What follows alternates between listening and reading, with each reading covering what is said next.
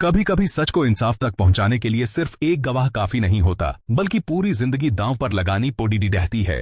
Court room में आज हवा भी भारी है। जज की कुर्सी के सामने फाइल बंद पीडीडी ही है और कटघरे में खड़े दिद ही। पिया की आंखों में वे सारे साल कैद हैं जो उसने खामोशी में गुजार दिए। सवाल की नजर उस पर टिकी हुई है, जैसे अगर वह पल भर के लिए भी डगमगाई तो वह उसे गिरने नहीं देगा। डिफेंस लॉयर खड़ा होकर कहता है, मिस पिया, आपके बयान बहुत जज्बाती हैं, मगर कानून जज्बात से नहीं सबूत से चलता है। आप इतने सालों तक चुप रहीं, आज अचानक सच याद आ गया। कोर्टरूम में हल्की सी सरसराहट फैल जाती है। पिया गहरी सांस लेती है और कहती है, सच कभी याद नहीं आता, वो हमेशा याद होता है, सिर्फ बोलने का वक्त नहीं आता।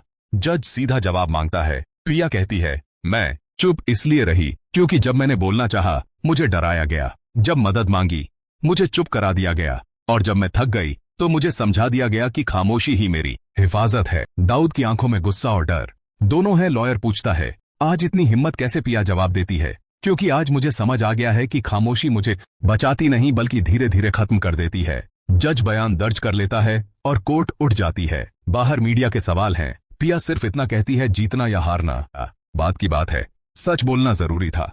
दाऊद गुस्से में कहता है, ये केस कंट्रोल से बाहर जा रहा है, और हुक्म देता है कि उनके लीडर को तोड़ धक्का दिया जाए।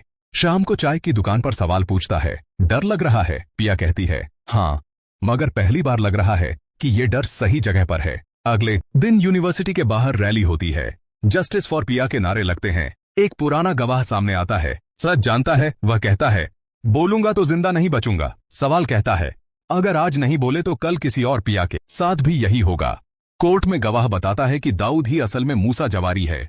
कोर्ट रूम में हंगामा मच जाता है। दाऊद चिल्लाता है, ये झूठ है, मगर उसकी ताकत है। चूकी होती है, धमकी भरा मैसेज आता है, मगर पिया पीछे नहीं हटती। फैसले के दिन जज कहता है, ये केस सिर्फ एक लड़ धकी का नहीं बल्कि पूरे समाज का इम्तिहान है। अदालत केस को आगे ट्रायल के लिए भेज देती है। दाऊद का चेहरा सफेद पीडीडी जाता है। बाहर लोग खुशी से रो रहे होते हैं। पिया आसमान की तरफ देखकर कहती है, अभी इंसाफ बाकी है, क्योंकि ये सिर्फ शुरुआत है, और जब सच बोलता है तो सिर्फ एक जिंदगी नहीं पूरी सोच बदल देता है।